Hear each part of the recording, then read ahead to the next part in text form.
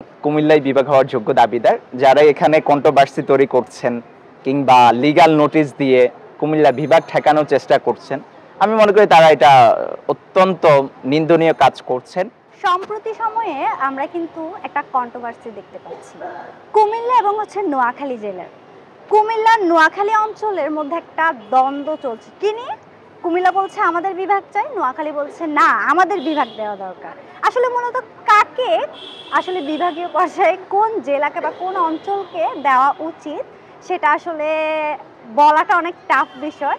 তো আমরা সেই সম্পর্কে আজকে একটু জেনে নিব একজন কুমিল্লার বাসিন্দার সাথে কথা বলে। তো আমরা যদি একটু জানতে চাই যে আসলে মূলত এই কন্ট্রোভার্সিটার মানে সমাধানটা কি। আপনি যদি বাস্তবতার দিকে তাকান, একটা বিভাগ হওয়ার জন্য যা যা দরকার কুমিল্লাতে কিন্তু তা রয়েছে। যেহেতু একটা বিভাগ হওয়ার জন্য যা যা দরকার এবং সরকারও বিভাগ দিবেন বলে প্রতিশ্রুতি দিয়েছেন কুমিল্লা এবং ফরিদপুরকে, তার মানে কুমিল্লা বিভাগ হওয়াটা যৌক্তিক। এখন যেহেতু কুমিল্লা বিভাগ হওয়া যৌক্তিক, কুমিল্লাই বিভাগ পাওয়ার যোগ্য দাবিদার। নোয়াখালী যোগ্য দাবিদার না কেন, তার পেছনে কয়েকটা কারণ। যেমন নোয়াখালীর অনেকগুলো দপ্তরই এখনো কুমিল্লাতে। এখন কিন্তু নোয়াখালীর মানুষ নোয়াখালী, হ্যাঁ আমি জানি আমাকে গালাগালি করবে, বাট আমি নোয়াখালীকে মন থেকে ভালোবাসি, পছন্দ করি এবং নোয়াখালীতে আমার অনেকবার যাওয়া হয়েছে। নোয়াখালীর মানুষদেরকে আমি পছন্দ করি, বাট বাস্তবতার দিকে যদি তাকানো হয়, নোয়াখালী থেকে কুমিল্লা বিভাগ হওয়ার এখন বর্তমানে যোগ্য দাবিদার।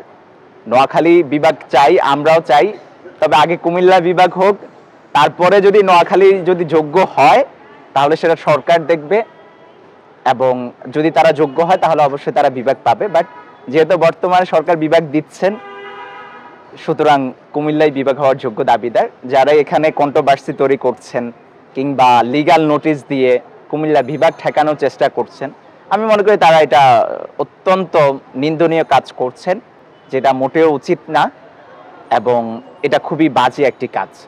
আসলে কথাগুলো যৌক্তিক। আমরা যদি বলি ভাইয়ের কথাগুলো কিন্তু একেবারে যৌক্তিক কথা। একটা বিভাগের জন্য যা যা দরকার সে বিভাগীয় পর্যায়ে কিন্তু ওই বিষয়গুলো অবশ্যই থাকা দরকার। আইনের দিক থেকে যদি আমরা বলি অবশ্যই এটা কিন্তু 100% রাইট কথা। ভালো লাগলো কথা বলে, যাক ধন্যবাদ। এবার আপনারা এই বিষয়টা একটু টক্সিক না করে একটু বাস্তবতার দিকে নজর দিয়ে সঠিক সিদ্ধান্ত নিন।